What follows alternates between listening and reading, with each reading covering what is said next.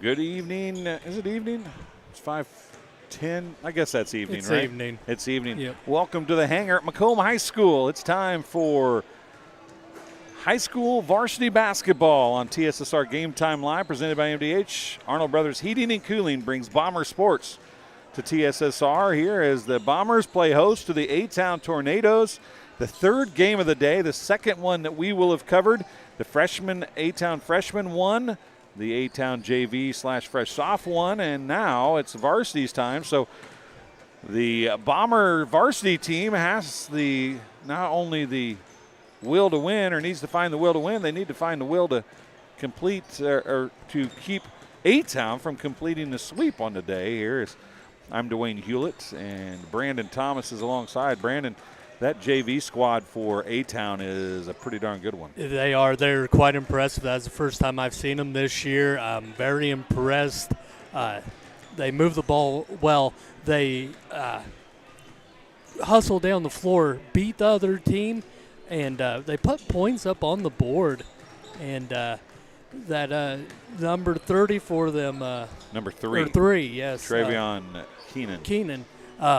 A very good player who's a standout, and he really stepped up and stood out tonight for that JVW. Quite interested in seeing what the varsity does here, because A-Town's one of those teams that you never know about. They're one of those teams that will shock you and disappoint you, and they're a team that never, ever gives up. And that's due to the great coaching staff that A-Town has. Yeah, it's a history of physical play and staying in your face and not backing down, and that's another team that they've got that again this year. They won one game in the Macomb Western Holiday Tournament last week. They have the Bombers on the schedule tonight. We're going to take a break, and we'll be back right after this. At Western Illinois University, Leathernecks don't just blend in. Our purple stands out. Our students are innovative, creative, and resilient.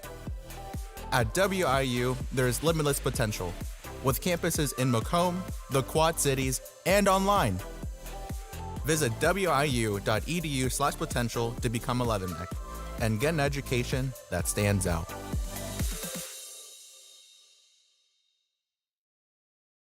It was the community that really drew me back to Macomb. I'm from a small community, and I'm from a farm family, and ultimately I always wanted to practice in a place like that, and I felt that I had the ability to connect to people who with a similar background from me, and the fact that the staff members at the hospital and the support, all the support staff at the hospital was also focused with the goal of patient care. It felt like it just all came hammered at home for me.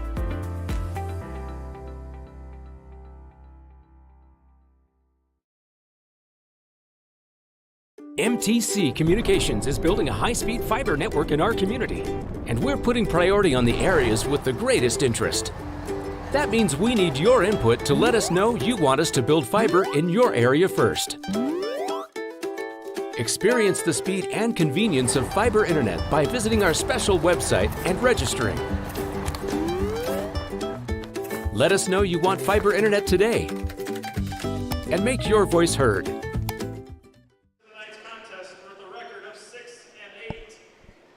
A-Town Tornadoes getting ready to have their starting lineup announced.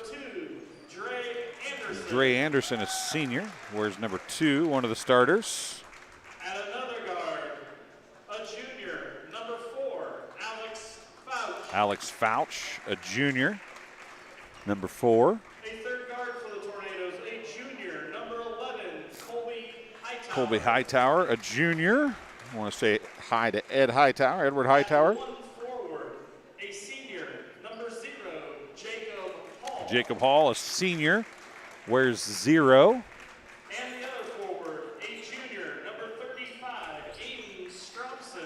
Aiden Stromson, The Tornadoes are coached by Corey Lake, the junior, and Josh starting. So it's Jacob Hall, 0. Dre Anderson, number 2. Number 4, Alex Fouch. Number 11, Colby Hightower. And number 35, Aiden Stromson.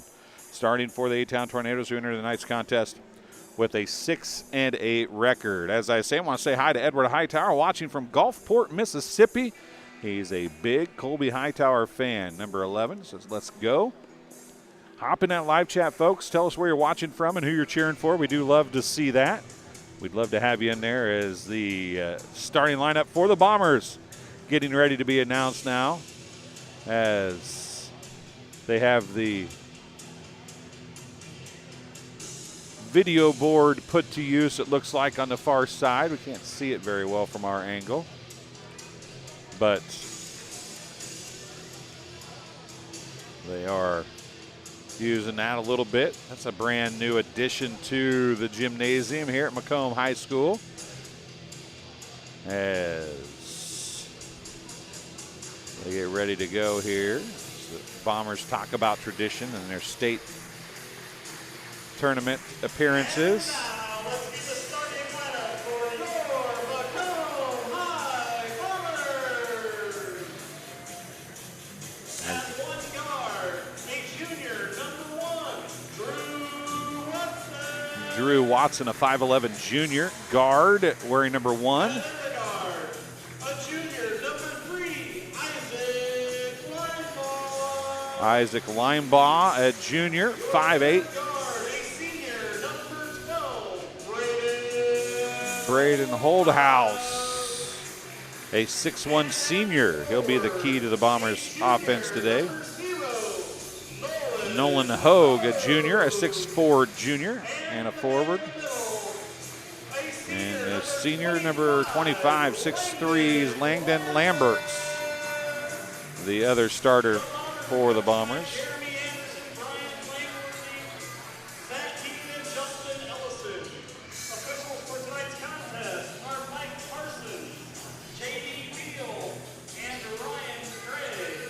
J.D. Beal on the officiating crew, so I'm sure I'll have to figure out some way to give him a hard time before this is over tonight. Hey, I was telling Shelby earlier, I think he's the only one out of the 3 that I actually know this game. Yeah, a little different angle for us tonight. I'm a little down in the back, so climbing the bleachers tonight was not an ideal situation, so we kept it down on the floor this evening, but you should be able to see most everything. Brandon keeps things zoomed out so you can watch. And it's A-Town with the basketball here to start things off. A 3 on the way, off no good. Holdhouse with a rebound, and he'll take it back the other way for the Bombers.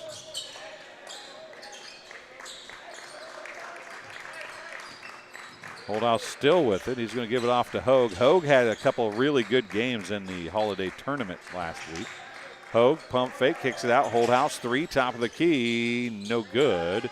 Rebound to Lambert. Lambert's going to put it back up and in. Hall couldn't get there in time, and Langdon Lambert gets the bucket as the Bombers have the first lead of the game, and Lambert has the first 2.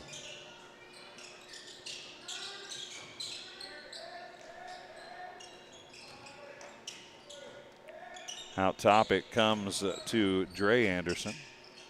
Anderson pull-up jumper off, no good. Rebound to Hogue. Now Watson for 3, right wing. It's off back iron, no good. Tipped around. Right to Lambert, off the hand of Hogue. Back to Hogue. Hogue's going to try and drive. He's going to dump it out to Watson. 6:44 to go here in the first quarter.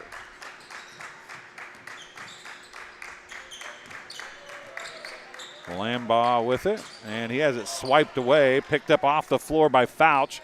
Fouch is going to drive and tries to, I think he was trying to pass it, but it's stolen away by Lambert. Watson, and he's going to get called for a travel. He picked it up, stepped, and then realized he couldn't get the ball up.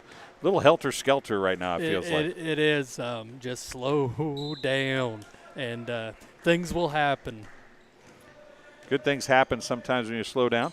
Andrea Ratterman is here taking photos. She's got some great photos of both of these schools from the Macomb Western Holiday Tournament last week, and now a double dribble called on Jacob Hall. It's going to be Bomber basketball, so 1 travel, 1 double dribble, and they'll just give the ball back and forth a little bit. You can, we'll share the link that she sent me for the Macomb. Oh, what a look down low to Holdhouse, and a timeout. Coach Link says, I've seen enough, and he's going to take a quick timeout, a 30-second timeout. The Bombers lead 4-0 here early in this one, Brandon, and this is similar to what we saw in the JV contest, except the Tornadoes scored first in that one, but they used a couple quick timeouts in the first quarter to try to right the ship defensively a little bit. It is, and I think Coach Link's telling them, like what I said earlier, just slow down. We're 2 minutes into the game. We're down 4-0. Slow down. Let's see what we can do. Once again, hop in that live chat like Edward Hightower and tell us where you're watching from and who you're cheering for. We will share Andrea's link to photos on our TSSR Facebook page.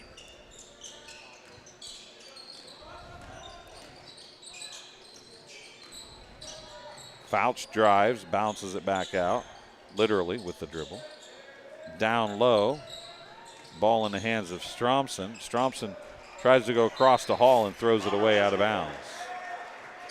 Sometimes that's the extra pass isn't always nice. You hear coaches saying make the extra pass if you can, but sometimes that shot is a little better than the pass. It's a full court press now. Hall is going to pick up the foul, be the first foul of the contest. Foul on number 0, Jacob Hall. It's his first, team's first. Team first.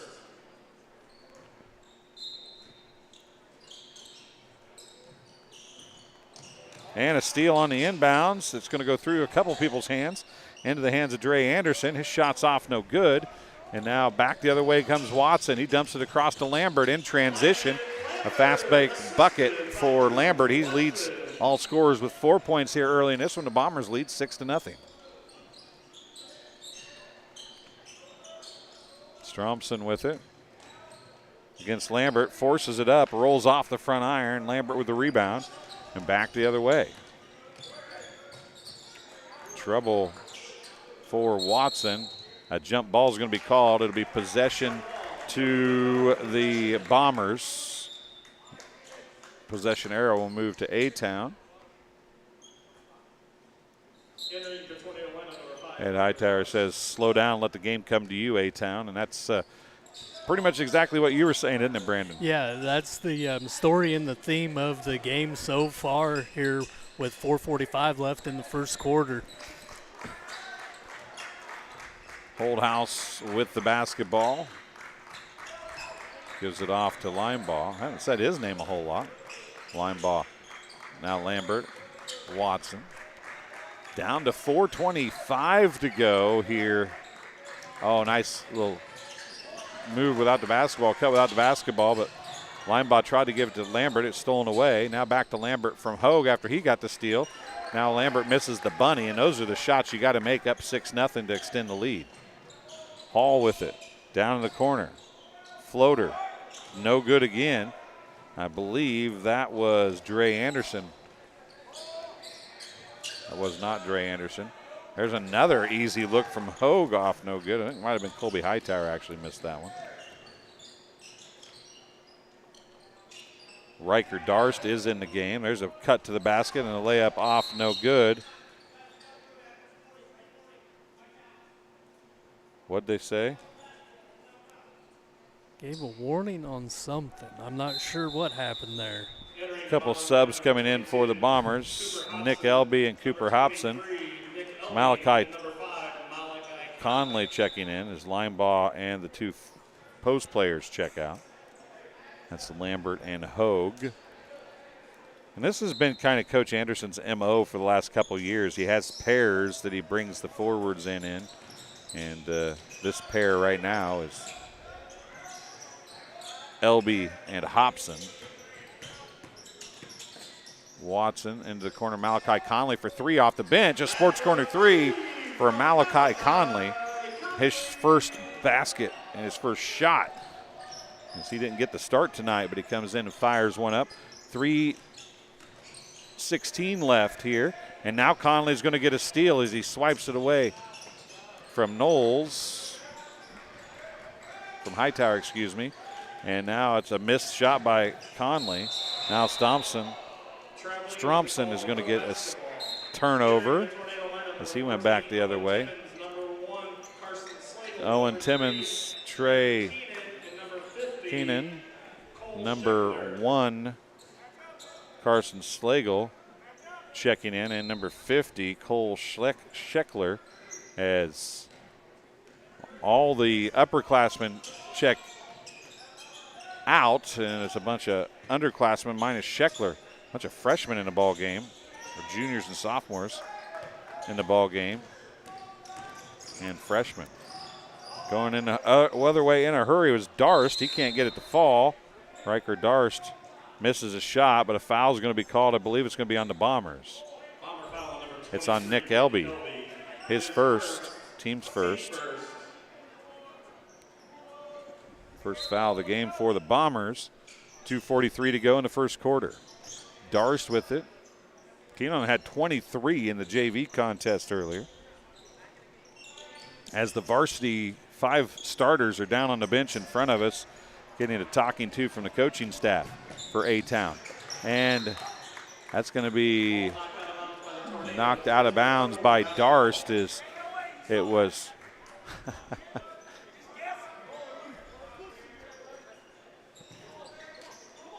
as Holdhouse had gotten a steal, Darst knocked it away from him though, and then tried to save it back onto him. You might have heard a fan behind us saying, "There's no way you saw that. You're just guessing." You may or may not be correct. Malachi Conley dumps it over to Nick Elby. 2:10 remaining in the first quarter. And Watson is going to get called for the travel. Turnover to the Tornadoes with 2:05 to go. And the Tornadoes have still yet to score in this game, Brandon, and cannot get anything. They can't get the lid off the bucket down there. Exactly. Struggling with the shots, and then, Coach Link wants to see what he can do with these younger kids. And same thing's kind of happening, sadly. And then you got a bunch of those as well. You got a bunch of turnovers here in the first quarter. Darst jump stopped and then stepped and passed, and you can't jump stop and then step. You have to jump stop and shoot. If you get up in the air again, if you lift either foot, it's got to be to shoot or pass, and he took a step, and that's a travel, whether you move both feet or one. 1:40 left. Malachi Conley, top of the key, another sports corner three for Malachi Conley. He's got 2 of them off the bench, and the Bombers lead 12-0 here with 1:28 to go. Down low, it's Owen Timmons with the basketball. He's kind of trapped down there. He's going to get a 5-second violation. Finally gets it out. Darst has it. Slagle had it first. Now across it goes to Keenan. Keenan is going to be fouled by Elby, I believe, and that'll be, nope, that's going to be Holdhouse. Holdhouse is going to pick up the foul. His first, team second. To the line for A-Town, Traven Keenan. And if Keenan struggled on anything there in the JV game, it was right here at the line. Let's see what he does here. Trey Keenan misses the first free throw. Isaac Linebaugh checks in. Braden Holdhouse leaves. In for the Tornadoes, number 20, Garen Mason, a sophomore. Oh, excuse me, a junior. Second one is good, and finally the Tornadoes are on the scoreboard with just over a minute remaining. Down low, Linebaugh with it. Out top, Elby, now to Watson. 55 seconds left. Linebaugh still with it. Watson, 45 seconds left. And Linebaugh is getting a count there. Now it's Conley. Down to 35 seconds remaining. Conley trying to post up Mason there, but didn't get the basketball. Now 25 seconds remaining. Conley's going to drive, puts the shot up, off, no good. Timmons with the rebound. Conley knocks it out of bounds. It'll stay with A-Town with 17.5 seconds left. I'm not sure after running 30 seconds off the clock that that's the shot you wanted there, Brandon. No, I'm pretty sure Coach Anderson's not happy with that either. And now a offensive foul. Number 50, Cole Scheckler, is going to pick up the foul. His first, team's second. Jacob Hall has a foul for the Tornadoes as well with 10.1 seconds remaining.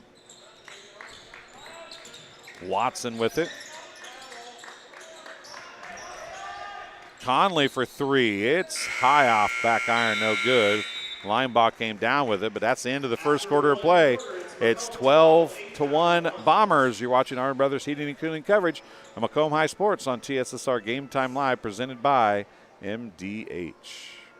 My experience with McDonough District Hospital was amazing. I have a lot of allergies, complicated by nasal problems. And the procedure I had is Vive Air. Dr. Sparks was incredible. The Vive Air procedure is a radiofrequency ablation procedure. She no longer has to do any medications to breathe, so she gets much more restful night's sleep. And a short little office procedure, and have somebody that feels like it's totally changed their life means the world. It's a permanent improvement on the quality of your life. And welcome back to the hangar here at Macomb High School. Second quarter getting ready to come your way. And I'll tell you what, it was all Bombers there in the first quarter. It was. Shots wouldn't fall for the Tornadoes. Tornadoes had a few too many turnovers. And plus, I believe Coach Link is trying to see what players can score on his squad, because he did clear his bench with the younger squad, and he's actually still got his younger squad out there right now. Yeah, they came down after getting pulled out of the game. They came down and got a talking to from the coaching staff, and we'll see when they get back in if anything changes. Got to get the 8 minutes back on the clock here, and we'll be ready to go with quarter number 2.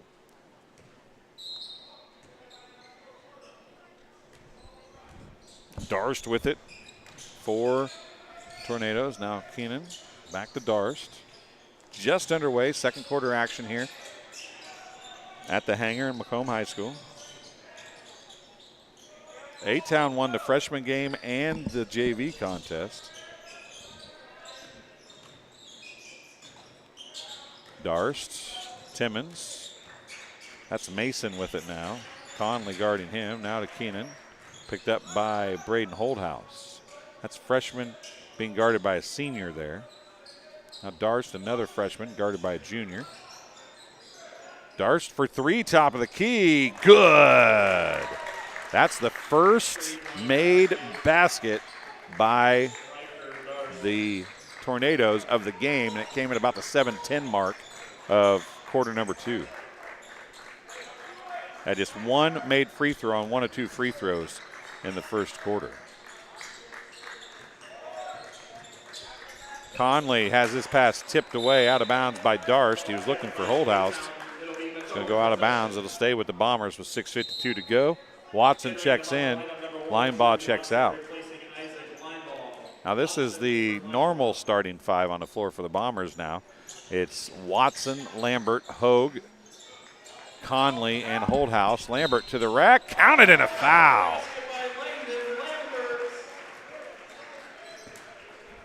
Foul's going to be on Darst. Riker Darst picks up his first, team's first. 6:47 to go.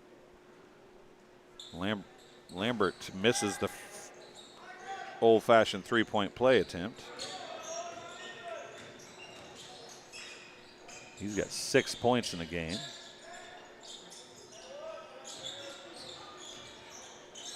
It's Darst again, back to Keenan. Keenan, pull-up jumper, short.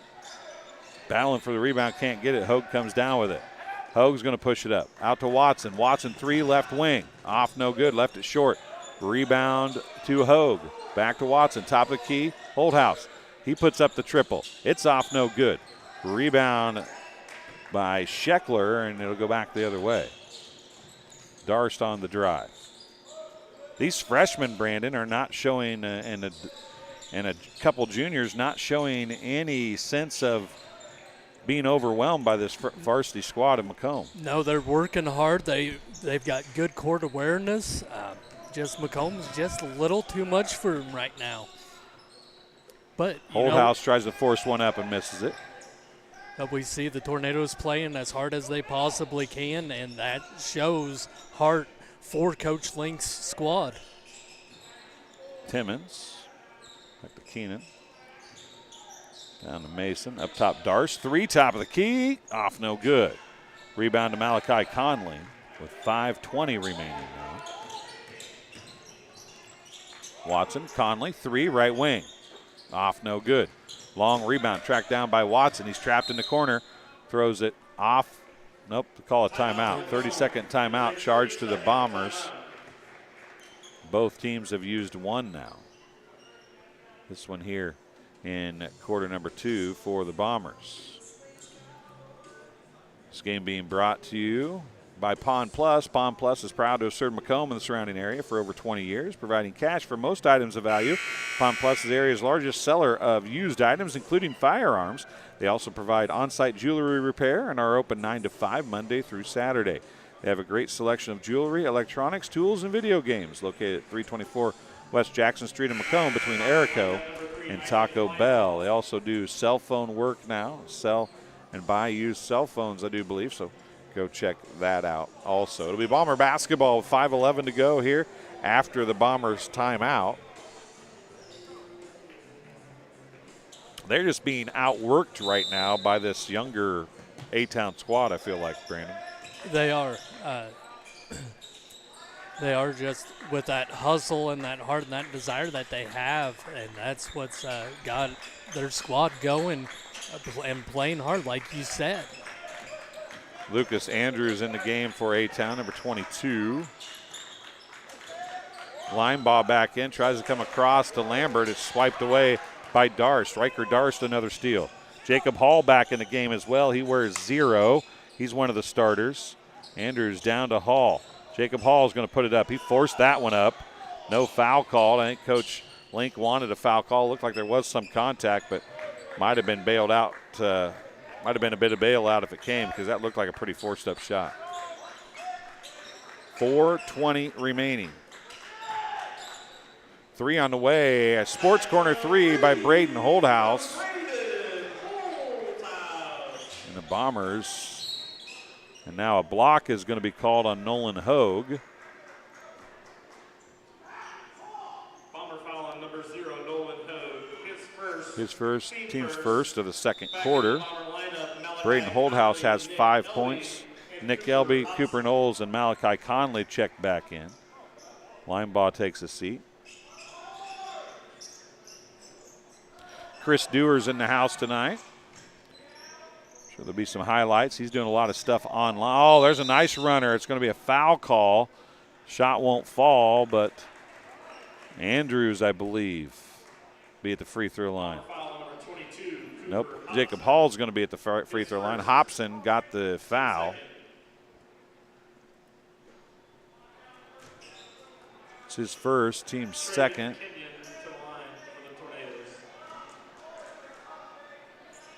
Jacob Hall. No basket, lane violation. He missed them both.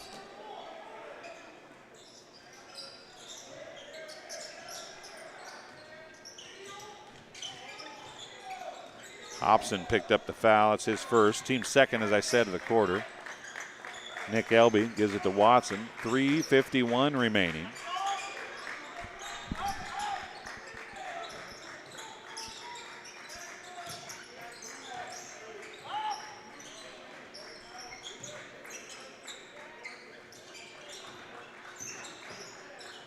Hobson kicks it to Watson in the corner. A 3 off, no good. Riker Darst with the rebound. 3:30 remaining.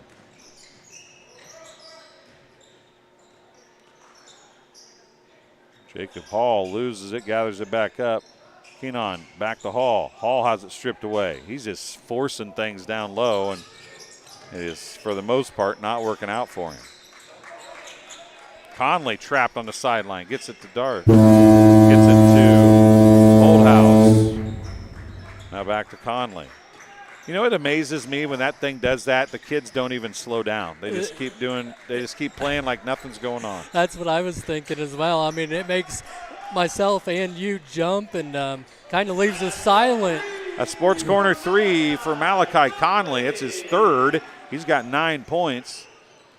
The Bombers' lead is up to 16 now, their largest lead of the game.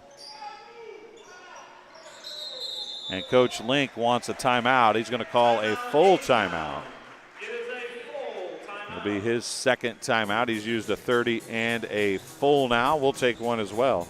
You're watching TSSR Game Time Live, presented by MDH and Arnold Brothers Heating and Cooling coverage of Macomb High Sports. There's been a lot of rewarding parts working at McDonough District Hospital. I've had patients come to me that maybe have not had care in the community, care available. So with the addition of nurse practitioners lately, we've been able to add more care, and that's very rewarding to me. My hope is that when the patients leave at the end of an appointment, they leave and they definitely feel like they've been listened to, and they feel like their needs have been met, their cares have been met, and that they're going to get the proper treatment that they deserve from me as a provider. MDH Sport Medicine Rehab is just not for the athlete. We see a variety of ages, getting them from having pain to no pain to get back to their normal activities and their prior level of function. Welcome back to Macomb High School as the timeout called by the A-Town Tornadoes. They kind of livened up to start the second quarter, but fell apart on them a little bit there, Brandon, and now they got to right the ship as they trail by 16, 20-4. They did.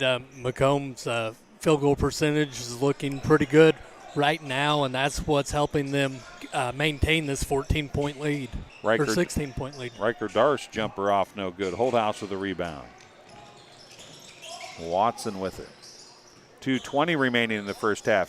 Thrown across, Darst with another steal. He's going to outlet to Keenan, and Keenan is going to get the bucket. Oh, never mind, that's Jacob Hall down there, excuse me.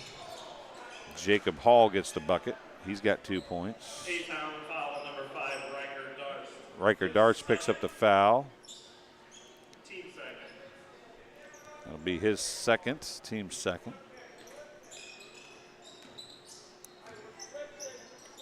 Watson with it as we approach the 2-minute mark of the first half. Up top, Conley, top of the key, three. Off back iron, no good. Riker Darst, another rebound. And I believe Nick Elby is going to pick up his second foul. Bomber foul number 23. It is on Nick Elby. His second. It's his second, team's third of the quarter. Andrews brings it up the floor for the Tornadoes. Lucas Andrews, a junior. There's Hall, now Keenan. Andrews drives, leaves it a little short on the floater. Saves it in and then throws it. Tries to throw it off the foot of a Bomber, misses them, and there's nobody behind him to catch it. It goes out of bounds on the sideline. Langdon Lambert checks in to replace Nick Elby. He'll be running with Hobson for the first time tonight. Dre Anderson checking back in. Riker Darst taking a seat as he's played pretty well here in the first half. 1:37 to go in the opening two quarters, and it's pretty much been all Bombers in this one as they lead 20-6, but the tenacious, I would say. I know that Coach Link, there's a wide open three, and it's good. A sports corner three for Drew Watson, his first 3 points of the night. 1:13 to go. It's 23-6. Now Hall misses a jumper. It's off, no good. And Lambert has it swiped away by Andrews. Now Holthouse is going to steal it away from Andrews. And it's going to be A-Town basketball. Went off of Holthouse out of bounds. It'll stay with A-Town with 1:03 to go in the first half. Jacob Hall, very athletic, Brandon, but I feel there's Andrews for three left wing. He left that short. Keenan gets the rebound. Up top it comes to Dre Anderson. Down low to Jacob Hall. Hall goes to the rack, puts the shot up and in. Hall shows a lot of athleticism, and that's what's coming in greatly for him right here in this game right now. Coach Link is wanting to keep him in. Oh, that was a nice idea, but the pass was right at the feet of Lambert from Malachi Conley. It goes out of bounds. It'll stay or go to A-Town. Linebaugh replaces Holthouse with 28.6 seconds left as Coach Anderson doesn't want Holthouse to pick up a cheap one. He's already got one foul.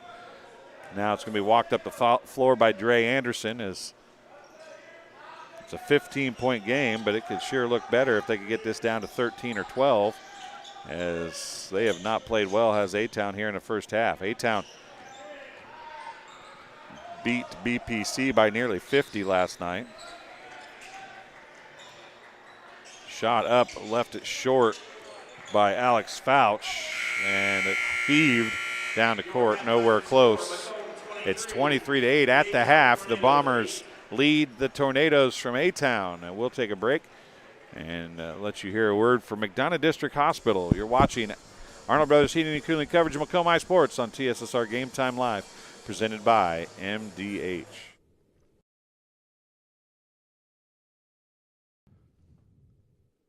And welcome back here. It's halftime, and with Phyllis, I about said McLouth. It is. It is McLouth. It Yep. still is McLouth, Yes. isn't it?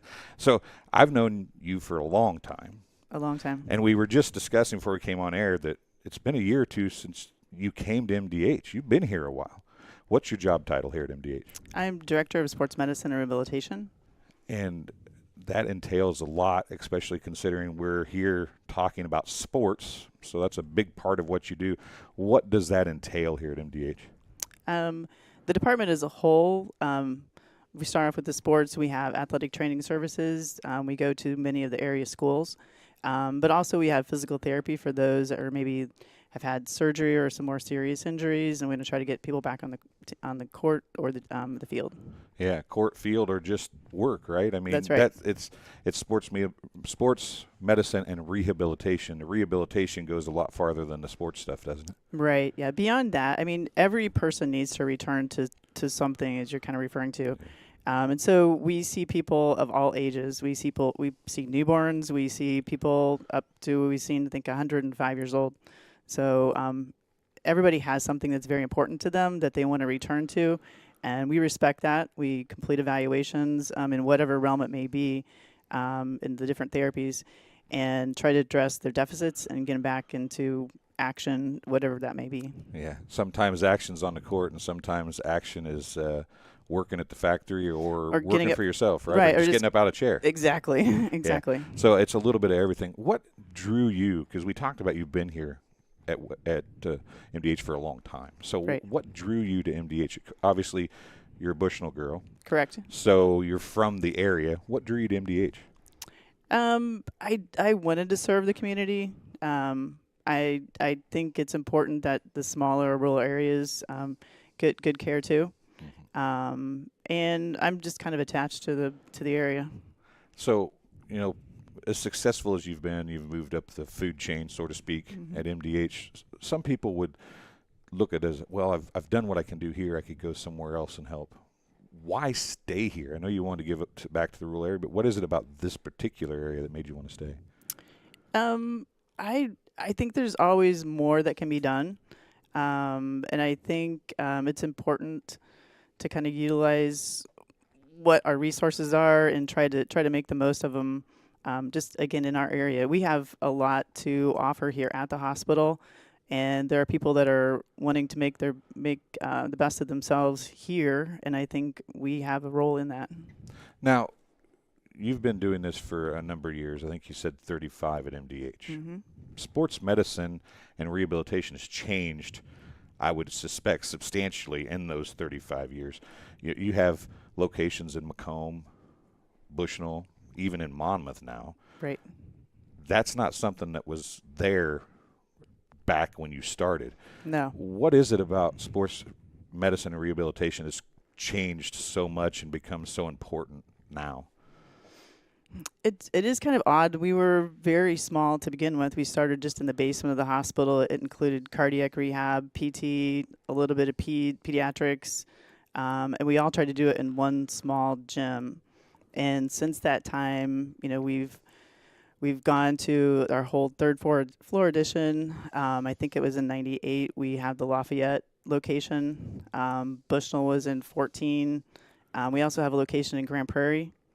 And then Monmouth we did 2 years ago. And I think therapy in general gets people back into action again. And I just think it's something that we have a chance to be a part of and help people, do better in whatever they may do. What do you see as the director? What do you see as the ultimate goal for sports medicine and rehabilitation? I mean, obviously you guys keep growing, so you aren't there yet. But as a person who's just obviously loved sports medicine and rehabilitation since the time you started, where do you see it going, or what will it continue to grow? Do you continue to add new things? We are always looking to, see what's out there, just with advancements in research and trying to see what means of treatment may help others. We try to stay on top of that and try to then offer it to the community. And again, just because we're rural doesn't mean we can't stay on top of that and offer the best we can. So you think you could be here another 35 years? That might be pushing it. But also, what makes us strong is our team. And we have lots of very talented therapists on our team. So that really is the key to what we do. Now, before we get out of here, I think that one of the coolest things about what you guys do is, and you mentioned it earlier, is you have trainers that go to the schools. Right. And I know Bushnell's part of that, West Prairie's part of that, Macomb's obviously part of that, and I'm sure there's other schools too. But the trainers that come to West Prairie and Bushnell especially and Macomb become almost part of the family. True. With the students and the athletes. How exciting is that for you as the director to be able to say that I've been able to help bring people in and they become parts of the families at these different schools around the area?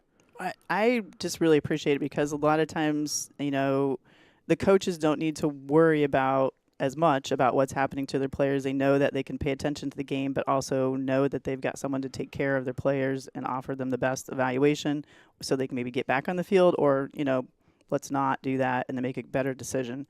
Because many times there can be like a life-altering injury that may occur, and if it's not addressed appropriately, it doesn't turn out so well.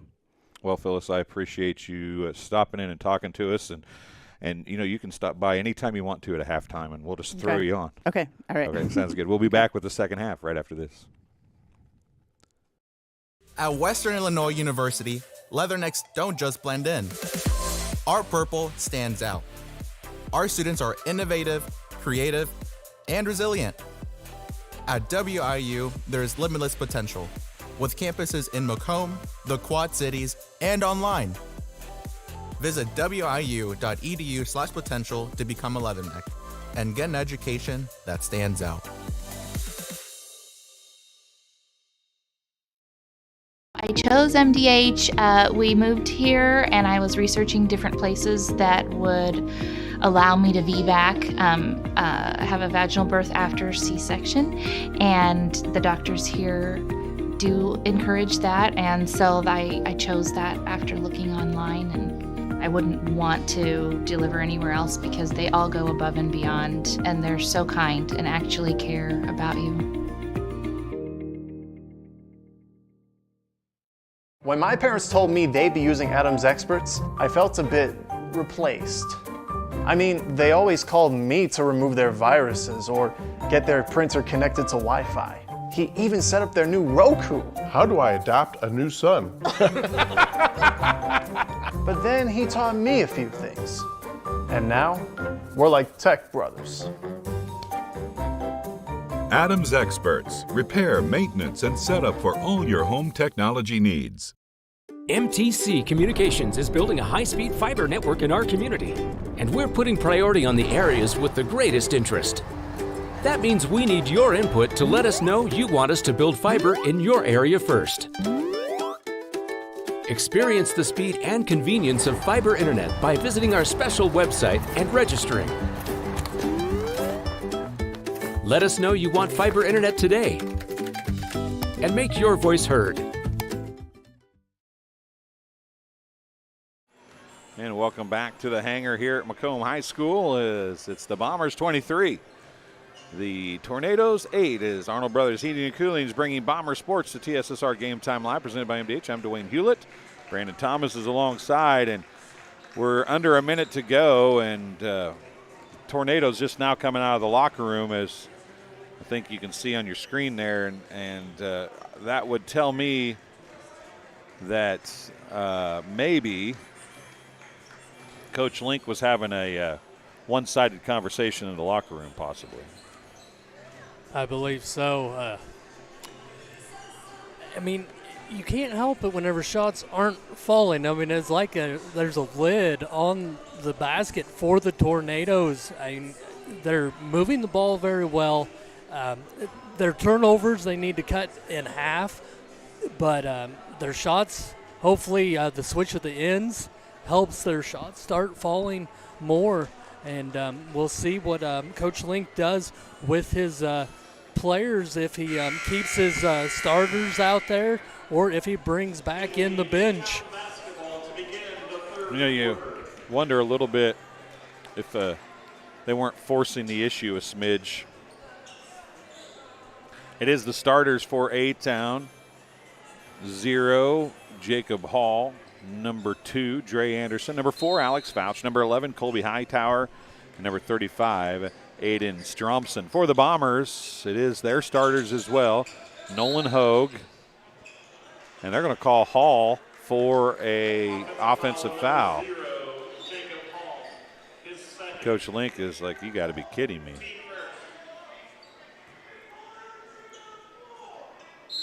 Oh. And Coach Link just got a technical. Technical foul on the A-Town bench. So that's 2 fouls on A-Town. Drew Watson shooting the first free throw. First one's good. Watson has 4 points.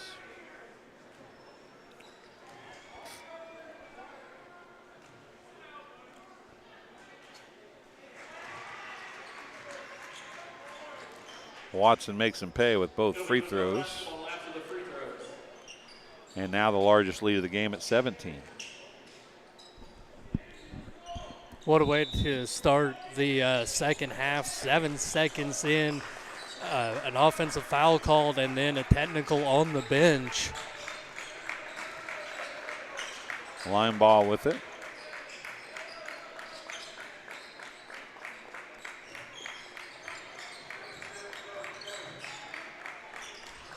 Watson trying to find somewhere to go, gets it to Hogue.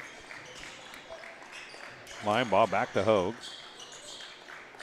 Hogue down in the corner. Holdhouse 3, good. A sports corner 3 for Braden Holdhouse. He's got 8 points. 9 points for Malachi Conley, 8 points for Holdhouse, 6 for Langdon Lambert. There's a shot up off, no good. Line ball with the rebound, it's tipped away, stolen by Hall. Now it's stolen, his pass stolen by Holdhouse. Holdhouse, the left-handed layup from the right-handed layup from the left-handed side is good, and Holdhouse the first player in double digits for either team. Now the give and go is dropped by Hall, picked up by Linebaugh. Watson back the other way. A blocking foul is going to be called. Hightower is going to pick up the foul. Number 11, Colby Hightower. His first, team's third. To the line for the Bombers, Drew Watson. Second, but it'll be third because it's the technical foul was there as well. Drew Watson's going to shoot a couple. Correct. The technical foul would have been the second team foul. So, yes, they have 3 fouls on A-Town. Watson hits the first. Almost fell across the line before the ball got there, though. He's hit 4 in a row now. He's got 7 points. All of them here in all 4 of his free throws here in the second half. And there's Stromson for 2. 6:30 remaining. Stromson gets his first 2. Now the Tornadoes. Holdhouse rattles the one around, a little shooter's touch. Gets the bucket to fall. Holdhouse up to 12 points now.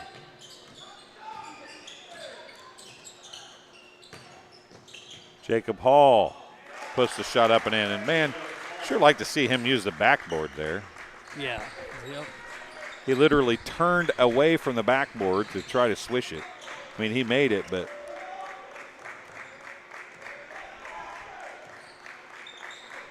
.550 remaining.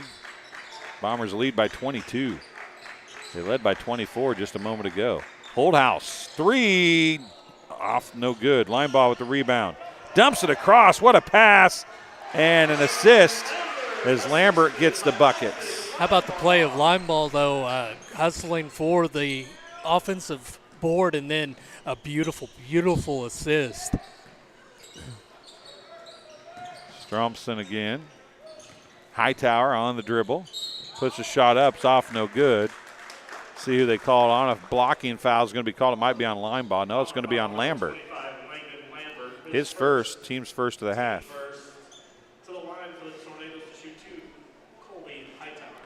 Colby Hightower. Ed Hightower watching from Mississippi. It's his favorite player. 5:18 to go. And Hightower hits the first. It's his first points of the game.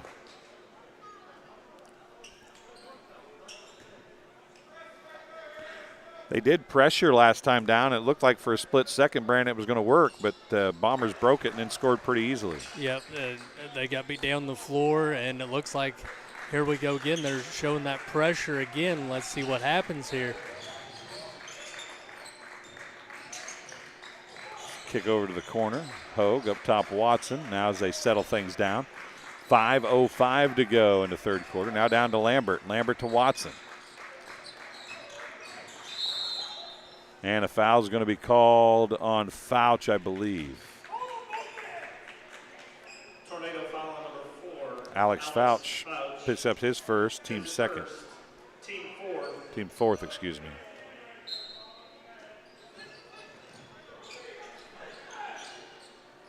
So the Bombers will be in bonus the rest of the way. That's where that technical foul becomes more pressing, right? Because it allows some free throws, and every free throw is a 2-shot foul now. Right. Or every foul is a 2-shot foul now, I should say.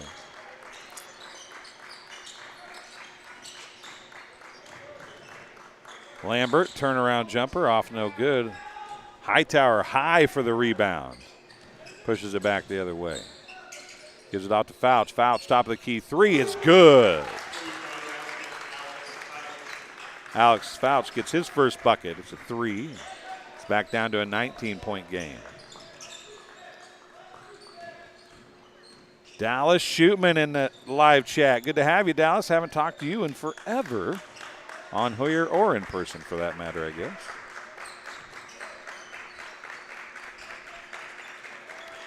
.356 to go.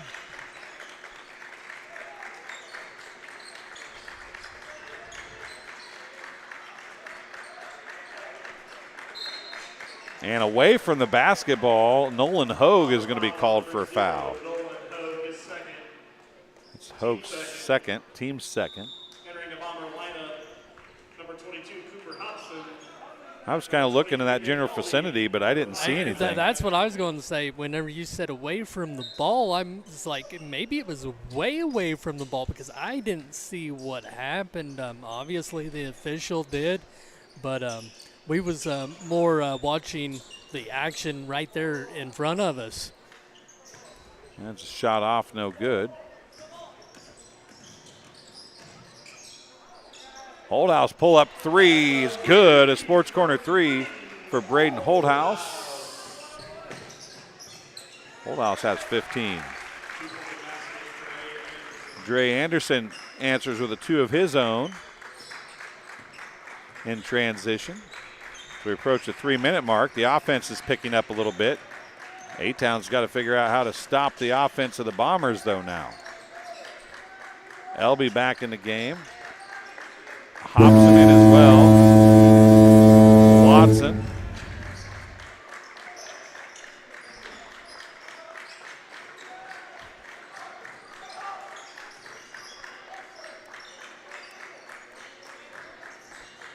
Watson, man, Hall is all over him. How is that not a foul?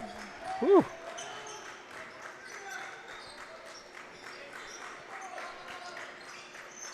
Watson for 3, off no good. Long rebound, tracked down by Hobson. Watson traps himself in the corner, gives it back to Hobson. Hobson's going to drive, pull-up jumper, left elbow, off no good. Ball tipped. Hall can't control it. It's out of bounds. It'll stay with the Bombers with 2:16 to go.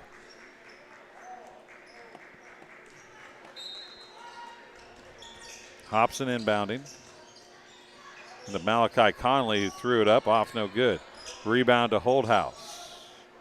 Now Conley with it on the baseline. Right wing. Right corner three.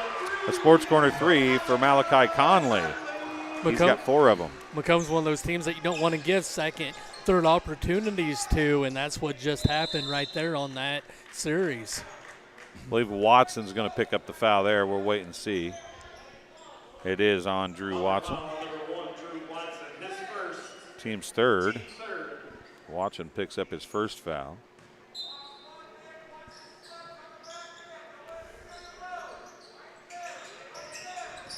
John watching from Bushnell. And I believe Elby's going to pick up this one. Nope. Braden Holdhouse is going to get it. It's his second. Team's fourth, so both teams in the bonus now. With 1:48 to go. Ed Hightower says A-Town Nation. Dallas Shootman says Bomber Nation. Get some Bomber folks in the live chat as well. Don't forget the kids can go back and watch the live chat, see who was here watching them. Dre Anderson turnaround jumper off, no good. Thank you, Dallas. I appreciate that. 1:25 to go. There's Conley with it. Now Malachi Conley gets it back from Holdhouse. Conley drives, and he's going to get called for a travel. Traveling is the call. Tornado basketball. Subs coming in. A line change for. They tried to send 6 players in. Number 10, Tegan Hunter, said, I want to go 2, but they said, we can only play 5. In for the Bombers, number 10, Martin Polk Jr. In for the Tornadoes is Riker Darst, Carson Slagle. His turnaround jumper off, no good. And they're going to call a foul on Elby, I believe. It is on Elby. His third. It's the 5th on the Bombers. A couple free throws coming for Cole Scheckler, a junior with 58.6 seconds left. First one's good.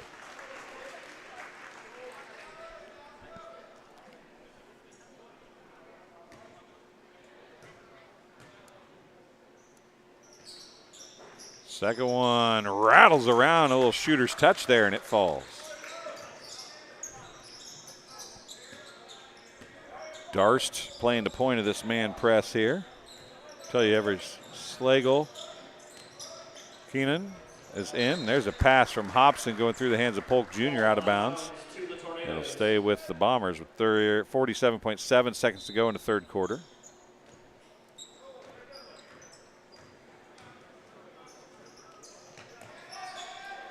Scheckler posting up on Elby.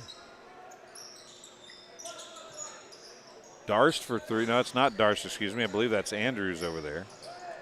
And he missed the 3, gets the steal, though. 27 seconds left. Down to Darst. Darst shot up and in. Riker Darst has 5 points. Jacob Hall, the only player even flirting with double figures, and he's only got 6 for A-Town. Darst has 5 now. Polk Jr. with it. 5 seconds. Hobson back to Polk Jr. Now to Watson. 1 second. Pump fake, and that's a double dribble. Shots off, no good. Didn't he dribble once? Yeah, he did. Should have been a double dribble. I didn't think that it was often time anyway. So the end of the third quarter play, it's 42-23. We have 8 minutes remaining. Arnold Brothers Heating and Cooling is bringing Bomber Sports to TSSR Game Time Live, presented by MDH. We'll take a break. We'll be back right after this.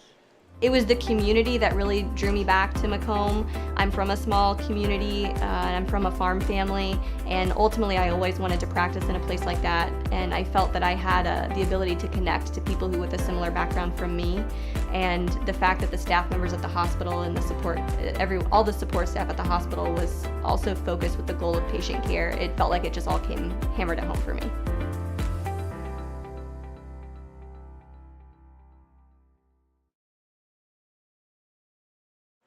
And welcome back here to the hangar at Macomb High School. Arnold Brothers Heating and Cooling bringing Macomb High Sports to you on TSSR Game Time Live, presented by MDH. 42-23, the Bombers lead the Tornadoes. It's Macomb and A-Town here this afternoon in a non-conference battle. And these two teams are really... How are you, Mr. Scott? Are you working hard? Doing all right? Oh, yeah, we're doing great. We're doing great. Doing great. Tanner Scott walking by, talking to us for a few seconds. Nolan Hogue going to inbound. It'll be Bomber basketball to open the final 8 minutes of play. That means A-Town will have the possession arrow. Braden Holdhouse back in the ball game. Gives it off to Linebaugh. Lambert. Back to Watson. Corey Link, is a disciple of Coach Anderson. He actually played for Coach Anderson at Abington High School back in the day. Thank you, John. I appreciate that very much. Hogue misses the shot. A rebound by Keenan. And back the other way it goes. A-Town trying to get things going here and change the momentum a little bit. Andrews is going to be fouled by Hogue. Hogue will pick up his third foul. First of the fourth quarter. I keep on looking down here at the A-Town bench, and I see Hayden Little in his warm-ups. He's a kid that I've seen the last 6-7 years throughout his junior high and high school playing days. He's one of those kids that is quite the court presence. He gets in there, he crashes the boards, he comes in usually off the bench and does whatever the coach asks him to do. Here's a line ball picked up by Slagle. Hogue into the corner. Holdout's going to drive. Man, he's got a quick first step for a guy his size, and he gets the bucket to fall. He's got a game-high 17 points. Linebaugh got a hand on it, but got a toe on the baseline. Turnover stays with A-Town. It's 44-25.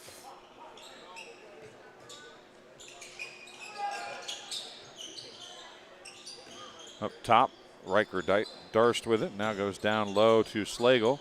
Slagle turn around over a slipping Linebaugh and gets the bucket to fall. First two for Slagle. 6:30 remaining. Linebaugh with it.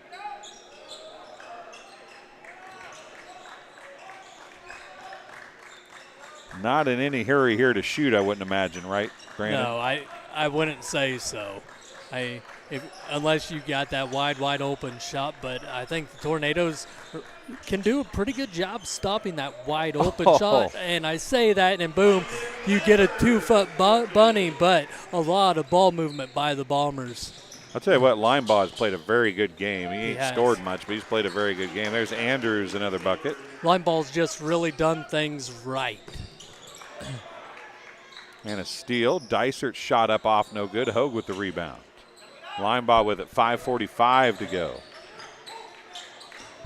Hogue has it. He skips it across to Holdhouse for three. It's long. Tracked down. That's going to go out of bounds. That was Lambert who tracked it down. It'll be A-Town basketball. Entering the Bomber lineup, number 5, Malachi Conley, replacing Isaac Linebaugh. Now, you wonder why it goes here instead of down at the other end. The ball was in play when it was thrown out of bounds, so it goes to where it was thrown out of bounds at. If it would have been an inbounds play, it would have went back to where it was thrown in from. Does that make any sense? And no time would have ran off the clock. And yeah. Counted and a foul. Cole Scheckler is going to get a bucket. Langdon Lambert is going to pick up his second foul, team second. Scheckler with 5:22 to go, trying to complete the three-point play. And don't look now, it's down to 15. He misses the free throw, though.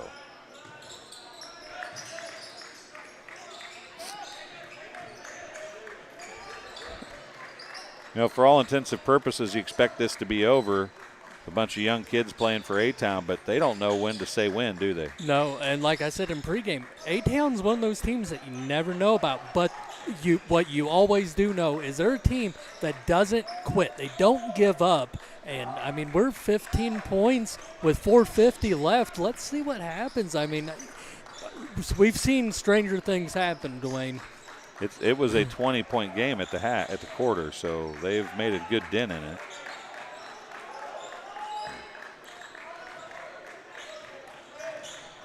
Watson backs it out.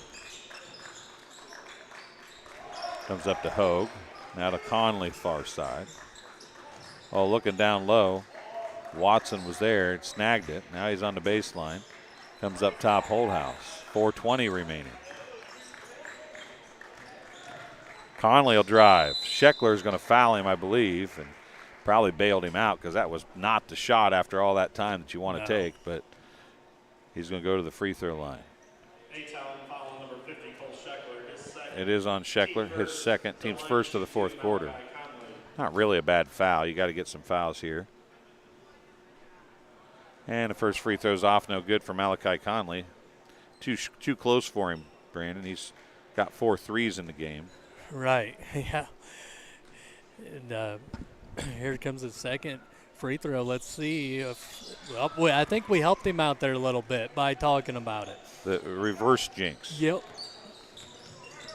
It's the first point in quite some time for the Bombers. Slagle with it. Darst. Ed, we appreciate you watching very much. We hope that you enjoy it. We do the A-Town games at A-Town as well, obviously. And there's Keenan with the bucket. He's got 3.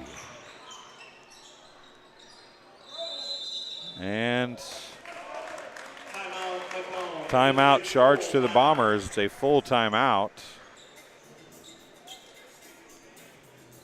They'll have 3 timeouts remaining. Both teams will have 3 left, and we'll keep it here and tell you that this game is being brought to you today by Ron Elby Auto Sales. With locations in Macomb and Augusta, and with 80 years of car sales experience, Ron Elby Auto Sales is your hometown go-to for your next car. In Macomb, on East Jackson Street, stop in and talk to Justin, Jared, or Chris, or visit www.ronelby.com to check out their inventory. And Arnold Brothers Heating and Cooling since 1960. Arnold Brothers Heating and Cooling has provided the greater Macomb area with expert sales, service, and installation of quality home comfort systems. Call your local Carrier dealer today at 309-833-2852 and find out how Arnold Brothers Heating and Cooling delivers 365 days of indoor comforts. And Sports Corner at 124, Macomb's original local sports bar, Sports Corner at 124, with a focus on local sports. Catch WIU games and all area TSSR Game Time live broadcasts on Sports Corner at 124, all while enjoying your favorite cold drink and some of the best food in West Central Illinois. Stop in and say hi at 124 North Randolph Street in Macomb.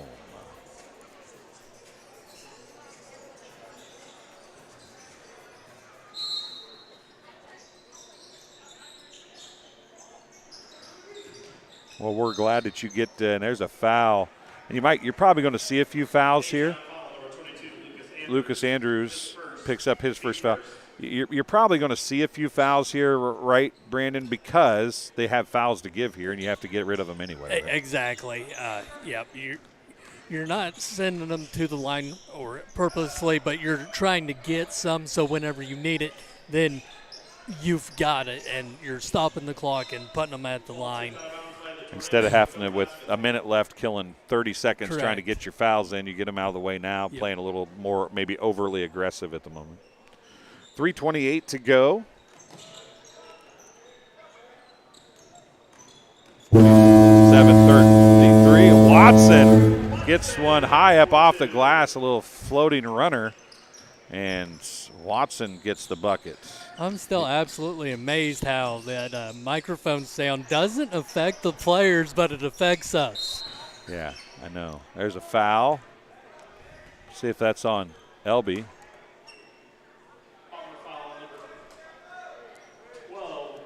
Braden Holthouse gets his third foul. Team's third. Down low. Stromson back in the game, and he gets another 2. He's got 4. And it's back to a 14-point game, 2:50 remaining.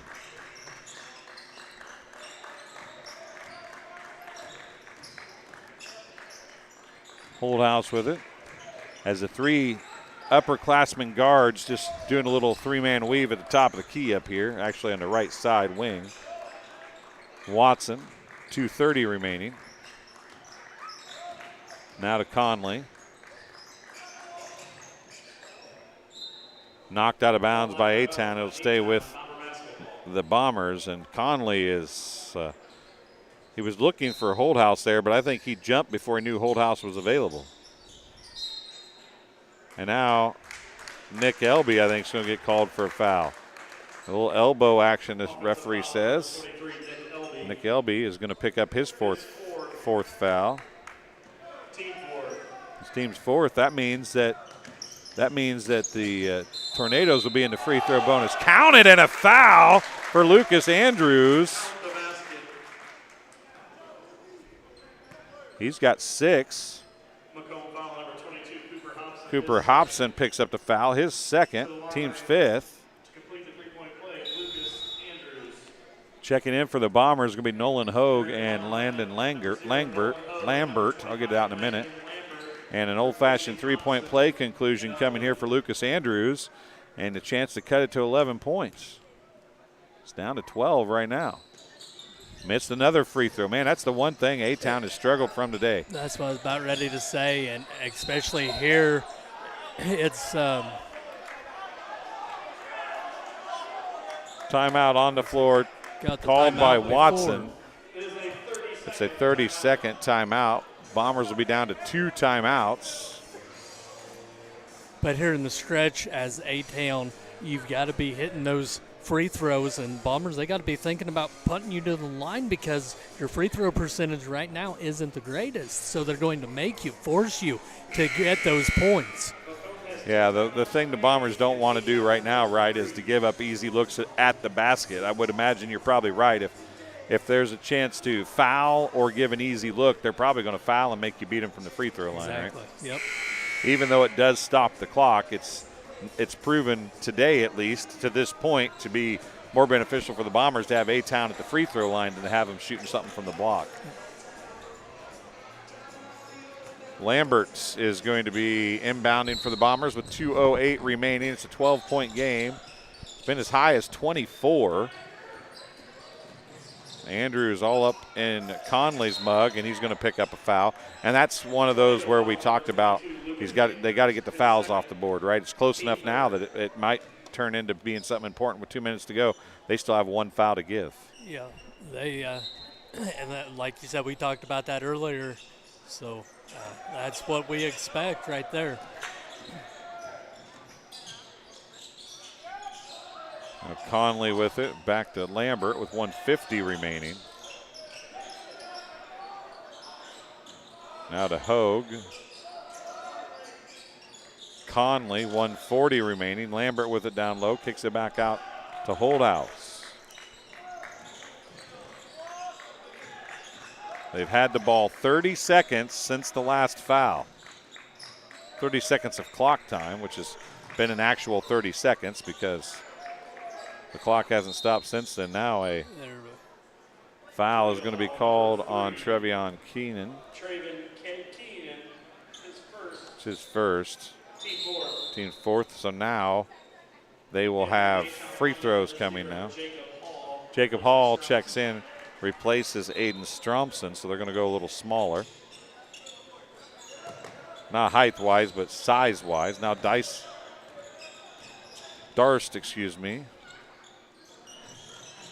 trying to foul here. Watson Holdhouse back to Watson. Darst back out on Watson, and Darst is going to pick up the foul. And I don't know that that's who you want to foul there. That's Darst's third. I have 3 on Darst, but Watson shooting a couple free throws with 1:05 to go, and he hits the first. Won't take very many of these to make this probably an out-of-reach game.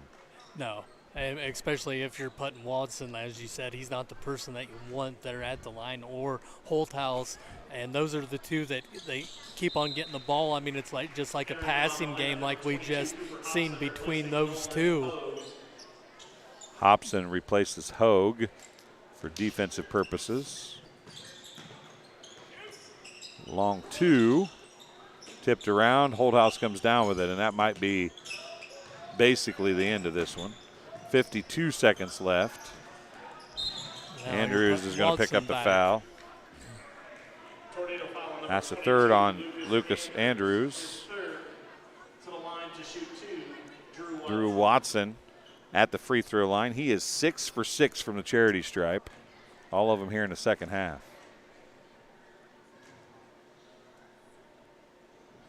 And we jinxed him. He missed that one. Entering the Bomber lineup, number 10, Martin Polk Jr. Martin Polk Jr. replacing Langdon Lambert.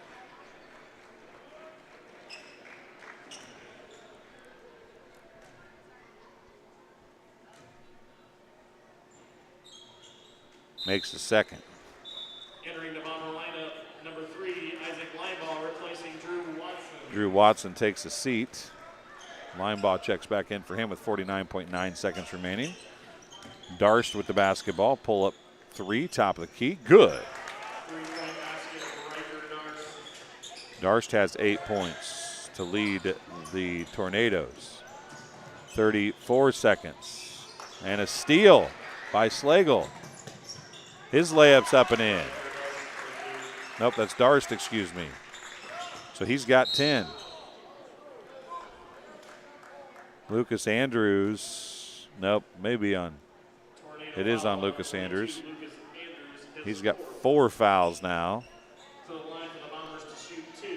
Braden Holdhouse going to the free throw line. The lead is down to 10, but there's 23.4 seconds remaining.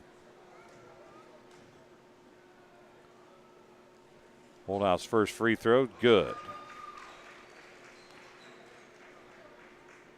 He's got 18. It's his first free throw of the game. These games have not had very many free throws today. No. The second one is good as well. He's got 19 to lead all scorers. Back into the Bomber lineup, number 0, Nolan Hogue replacing Cooper Hobson. Hogue checks back in. 20 seconds remaining. Darst with it. Slagle puts the shot up. It's off, no good. Ball tipped around. Finally picked up off the floor by Holdhouse. And you might have heard Coach Link say don't foul. 4 seconds, 3 seconds, and that's how this one's going to end. Your final score, Macomb 54, A-Town 42. For some reason, my scoreboard didn't keep up. Thank you for attending tonight's ballgame, and please drive home 54-42 is the final. A 12-point game. It was up to 24 at one point, down to 10 with maybe a shot, but it got back out to 14 and got a little ways away from the Tornadoes. But Coach Link is going to come talk to us. Coach Anderson is going to come talk to us a little bit later after he gets done talking to Justice down at the other end. Ended up being a better game than it looked like, didn't it, Brandon, there in the early stages of the second half? That second half ended up being better than the first. Like you said, 24-point lead, and then we ended up 12 points. And we've seen a lot of playing time for the players of A-Town tonight. You don't get to see that too much in varsity basketball nowadays. Yeah, a lot of freshmen getting some serious playing time, and they took advantage. The leading scorer for A-Town was Riker Darst, a freshman. He ended up with the 10 points. He's the only player with 10 points. They had a lot of people score, though. They had Jacob Hall had 6. Carson Slagle had 2. Dre Anderson had 2. Trevion Keenan had 3. Alex Fouch had 3. Colby Hightower had 2. Lucas Andrews had 6. Aiden Stromson had 4. And Cole Scheckler had 4.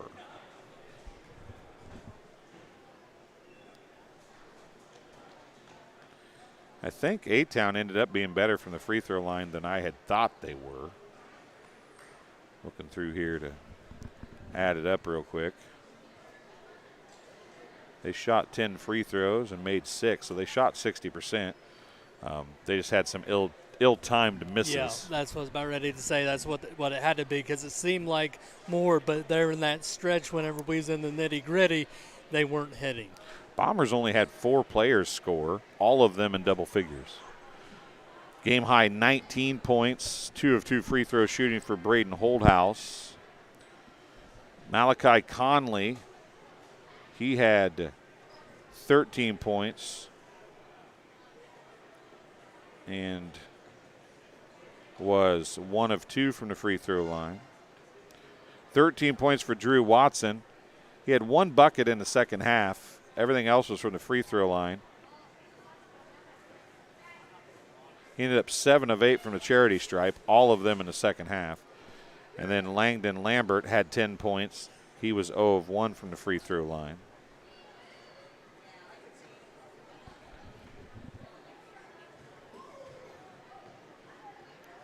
They were 10 of 13 from the free throw line. So, they win. They win by 12, and they made 4 more free throws, so that doesn't hurt anything, does it? No, not really.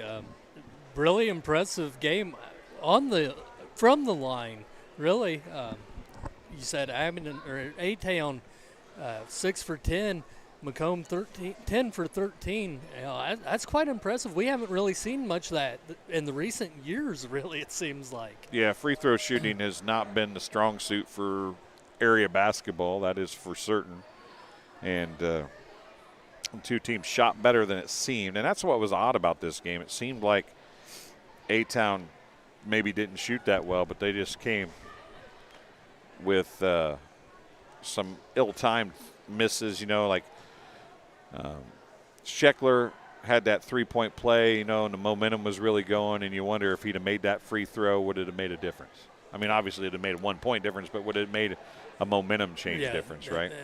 And that's what I always look for whenever I'm calling games, is those momentum changes. And we didn't see much of that here in this game. The JV game, there was a couple of those plays, but here in the varsity game, we didn't catch any of those momentum changers. And sometimes that's what you need to get that fire lit, and A-Town really needed to have a fire lit from the tip-off, really, here tonight. Yeah, they struggled early in this one, that is for certain, and that ended up costing them. And you have to wonder if maybe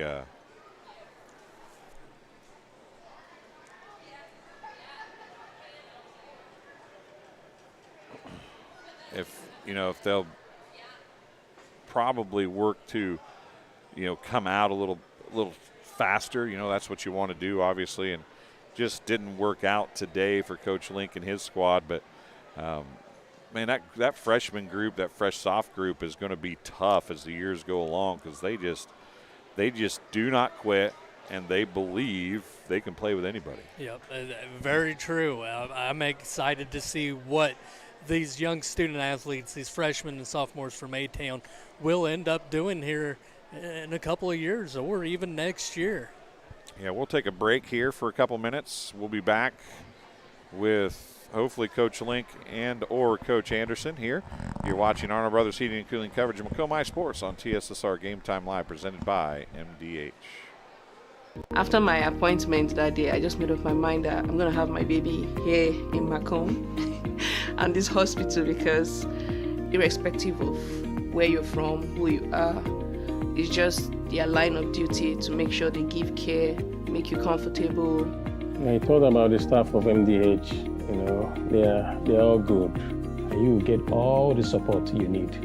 This is just the best place for you and your family.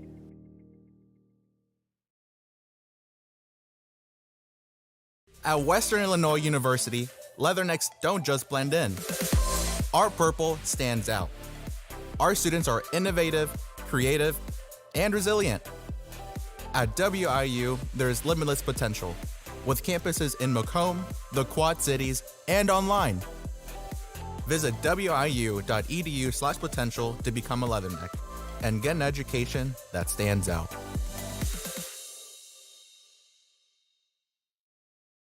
Minimally invasive surgery offers a variety of benefits to the patient. We are now able to offer patients a variety of operations with small incisions rather than big open incisions. The surgeries that we can do now, minimally invasive, include bariatrics, hernia repair, colorectal surgeries, faster recovery, smaller incisions, faster time back to work.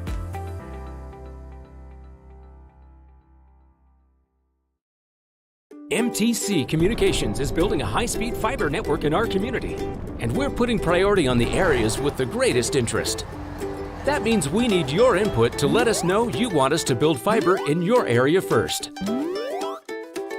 Experience the speed and convenience of fiber internet by visiting our special website and registering. Let us know you want fiber internet today, and make your voice heard. I went through MDH when we were trying to get pregnant. We were struggling the first year, and then when we got pregnant, I stayed at MDH and through labor and now for pediatrics. My experience was nothing short of phenomenal. I was met with amazing staff members who helped me through concerns that I had when she was first born, helping me learn how to be a new mom. It was really reassuring and comforting knowing that I had so much support and kindness around me. My entire pregnancy at MDH was amazing.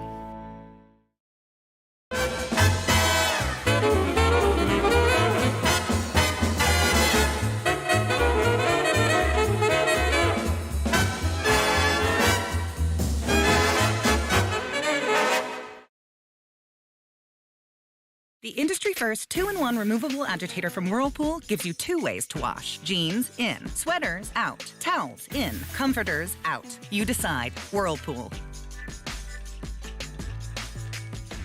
My experience with McDonough District Hospital was amazing. I have a lot of allergies, complicated by nasal problems. And the procedure I had is Vive Air. Dr. Sparks was incredible. The Vive Air procedure is a radiofrequency ablation procedure. She no longer has to do any medications to breathe, so she gets much more restful night's sleep. And a short little office procedure, and have somebody that feels like it's totally changed their life means the world. It's a permanent improvement on the quality of your life.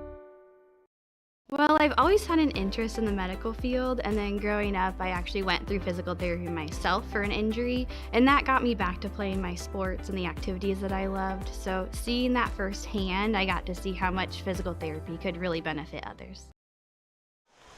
And welcome back to the hangar at Macomb High School. Our brothers Heating and Cooling bringing Bomber Sports to TSSR Game Time Live, presented by MDH. We have the A-Town coach, Link. Coach Link is on here. Coach, here's an extra chair here. Take a chair. Right. Actually, you had to sit down a lot of that second half, so maybe you don't need to sit down. I need to get some exercise. You need to stretch your legs out a little bit. But, before we start, I don't want to talk about the technical, but I want to tell you that you can blame it on your coaching staff. Oh, for sure. They did their work early. So because I always blame it on them. No, before the game even started, we were joking about the fact that Coach Anderson was your coach, and I told you guys you could come on and interview each other, and you said it would be a good plan. And they started telling stories about coaches getting technicals and not being able to go talk the radio and stuff like that, and then boom, then you get a technical. So I'm thinking you just blame it on them. I do. That's for sure how it should work. So it's double, them running their mouth and then running their mouth before the game even started. They jinxed you. They did, but no, I mean, I was probably working. I probably deserved it, but we needed some sort of spark. We needed some sort of fire. But it was a better second half. I think first half, especially first quarter, buried ourselves a hole. I don't know if you did our Eureka game last week or not, but it's very similar to that kind of first half atmosphere. We buried ourselves, kind of got smacked in the mouth, and then didn't really respond the way I wanted to, and we buried ourselves a hole. And then second half, we decided to come out, play with some little passion, play with a little pride, and good things happened. So I take the second half, and I'll take that. You guys play a lot of freshmen, a lot of underclassmen. You don't see a coach take out the starting 5 very often, put 5 in, but you took them out, and there was some coaching being done at the end of the bench when that was going on.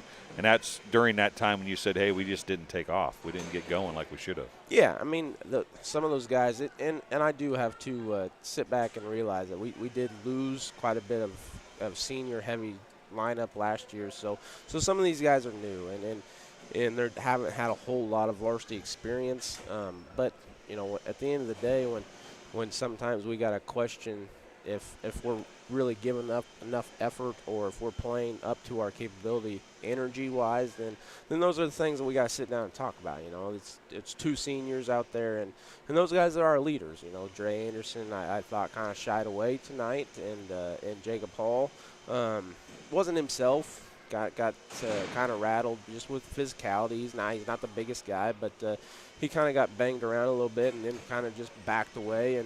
And so those are the things that we just got to talk about. And those guys are our leaders. They, you know, other guys see that, and so that was maybe the recipe for our kind of slow start and shying away from a really good Macomb team, and we knew it coming in, but I didn't think that was going to be our effort, and especially the first half.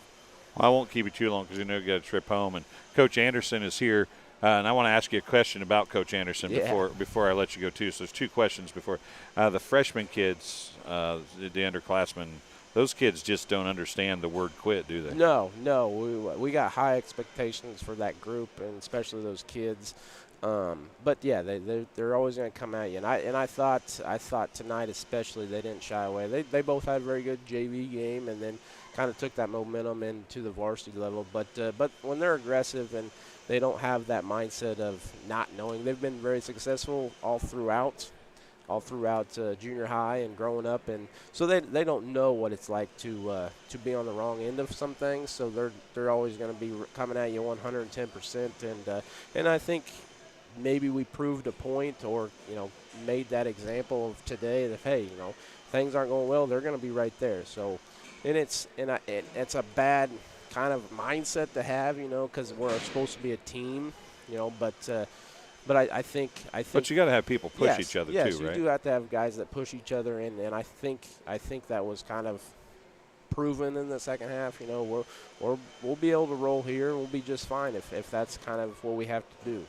Now let's talk about Coach Anderson. Yeah, Coach Anderson. Coach Coach Anderson's not old, so you're obviously coaching at a very young age. Well, because he was your high school coach, right? He was at Abington. He still looks the exact same. Except the salt and pepper hair. No, he had that back then. No, too. It wasn't that salt and pepper. I mean, it was salt and pepper a little bit, but it wasn't as I guess. It wasn't as much salt. It was more pepper. Right, more pepper, but no, he's No, Coach A got great stories about him, and just great guy. You know, got a lot of respect for him, and it's always a pleasure to get to compete against him and see him and talk to him, and he's always got a joke up his sleeve. Yeah, well, it's nothing wrong with having a joke up your sleeve. No, for especially sure. when you're not having a great day. A good joke's a good thing to have, isn't it? Yes, I got a lot of good stories about Coach A. You know, he was always the guy to lift your spirits, or just, you know, out of the blue, send a quality text message, and we'll keep that off the air. But no, he was. Well, I said that I just have you guys interview each other, and you guys didn't. Both of you agreed that probably wouldn't be the best plan. No, probably not. It was a different time. I'm not that old, but it was a different time back then. So you could get away with a little bit more stuff back then. I hear you. Well, Coach, thanks for coming and talking to us. Dwayne. I appreciate it, and you guys are going to be fun to watch the rest of this year and moving forward. That's for sure. Yeah, I think we got a good foundation, and we got a good future ahead of us, and we'll get there. We'll get it figured out. We'll start rolling here. We always take our lumps early and then kind of figure it out. So no, we're looking forward to the rest of the year, and I appreciate all the coverage and everything you guys do for us. So. It's not a problem. Have a safe trip home. Enjoy the snow tomorrow. Yeah. That's Coach Link talking to us. We'll get Coach Anderson under the headset. See if he wants to talk to us for a few minutes here. Now, I want to tell you, Coach, that Coach Link didn't say anything bad. And in fact, he was I think he was a little nervous the fact that you were talking after him. He was really nice. Coach Link and I go way back, Dwayne, way back. I feel like times that Coach Link is one of my own. He does a good job. So I always get really nervous when we have to play against their teams because I know they're going to be well coached. They're going to play hard. And I'm proud of them. Before we start talking about the game itself tonight, talking about that, you've coached long enough now that you've got a tree formed, right? Some of your ex-players are playing, and some of your coaches are coaching. Yeah, I don't stuff like that. It would probably look like the Charlie Brown Christmas tree, Dwayne. But yeah, I understand what you mean. It doesn't seem like you should be that old. I remember playing men's league against you, and that wasn't that long ago. Well, I think it's longer than what we want ourselves to realize. Yes, I agree. Yeah, and been really fortunate, right, to have a lot of guys that played really hard for us and were willing to learn from the things that we wanted to do. All the way back to Coach Casper and just being lucky enough to be able to volunteer on some of his teams and just learn, right, and the relationships that you build and trying to take that to your next stop. And that's what it's all about, Corey and Caleb Batson and the other guys that we've had that have played for us that are getting into coaching. I'm happy for them to see them have success and to continue to teach other kids, some of the same things and hopefully more and better things than what they learned from us. So, well, and that has to make you feel good, though, because it means ideally that you must have been doing something right. Well, most of the time anyway. When you have Corey Links and the Caleb Batsons, it makes your job a lot easier. Trust me, and we have some boys now on our varsity team that are the exact same way, that you can, as a coach, you can make some poor decisions, and they're good enough ball players where they will make up for that type of thing. So, well, let's talk about very fortunate. Let's talk about today for a few minutes. Your kids came out and played pretty well off the jump, and I think the physicality of you guys kind of flustered A-Town early. Well, we talked about downstairs, Dwayne, that the things that are going to be the most important are where are our expectations for A-Town, but also for ourselves. There's not going to be band. There's no cheerleaders. There's no cronies. You're going to have to bring all your energy. All the energy's got to come from the people in this room, and we got to be ready to compete because I guarantee you they are. And I thought from the get-go that we handled those three things, that we had high expectations, we had good energy from everybody involved, and we were ready to compete, especially on the defensive end. Isaac Linebaugh didn't score tonight. He did start, didn't score, but he did. It seemed like I didn't say his name early, but then as the game went on, when he was in there, he was doing little things that don't show up in a stat sheet, but he was making some good passes. He was tracking down a couple loose rebounds. He was stealing the ball here and there.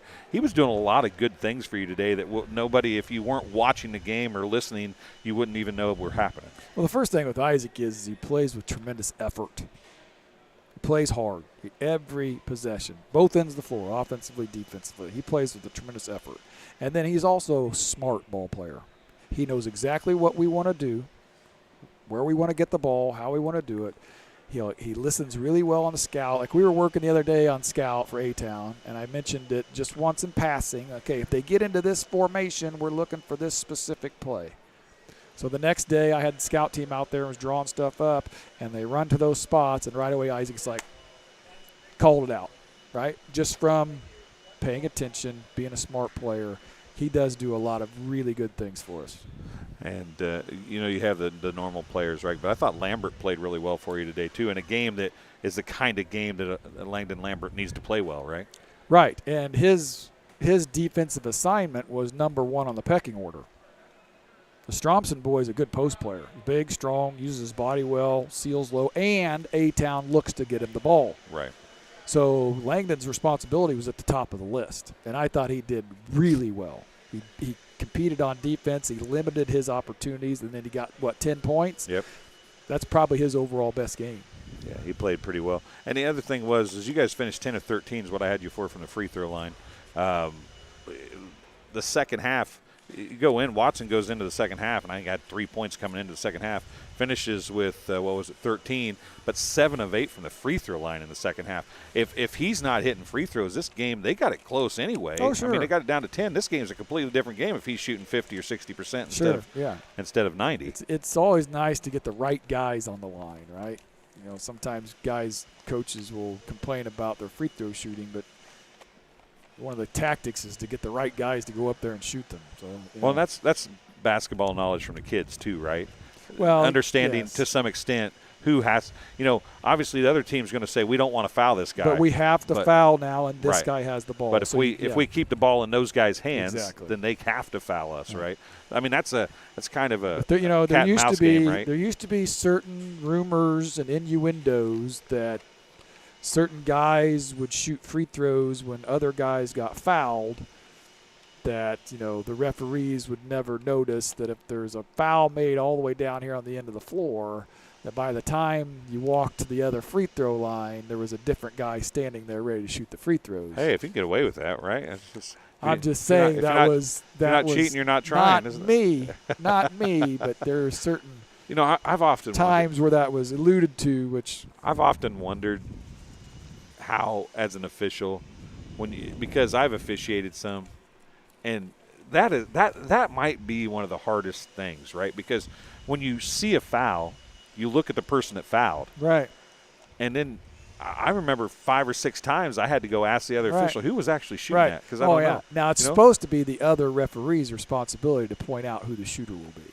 But sometimes they forget in the heat of the moment, right? Yeah, everybody's doing. But the same I would thing, never right? try that, because if I tried something like that, it would backfire. But yeah, I thought Drew played really well at the holiday tournament. I thought he was rock solid for us in all 4 of those games. His responsibility on this team just keeps growing and growing, and he's going to lead us. Him and Braden, are going to lead us to where we want to go. And it was nice to see Malachi make some shots early in the game also. Just a really overall good effort tonight. Yeah, you hit some threes, you hit some post-play shots. Yes. I thought it was a pretty good game for you. Absolutely. And this is one I was nervous about, Dwayne, for a long time. And these freshmen from A-Town. Oh, they're going to be really good next year, aren't they? They came in and they do not. I mean, they're freshmen, but they do not back away from even your best players. Right. Holdhouse and Watson and Malachi, they're right up in their mug. They don't quit. Those kids think they can win. Yes, if they keep developing, they keep listening, stay coachable, they're going to be really good. That'll be those games in the next 2 or 3 years are going to be more stressful for you, aren't they? Yep, they sure are. Coach, thank you Thanks, very much. man. Appreciate it. Appreciate what you do. We'll talk at you soon. Absolutely. That's Coach Anderson talking to us for a few minutes here on the postgame show. So, once again, the final 54-42. The Bombers get the win over A-Town. They can prevent the sweep at the varsity level as the JV and freshman games went to A-Town. So, for Brandon Thomas, I'm Dwayne Hewitt. Thanks for watching. We'll talk to you again very soon. We got a bunch of basketball. Obviously, it's that time of year. We got a bunch going on next week. We'll have a schedule posted on our Facebook page. We'll look forward to hearing from you soon. See you.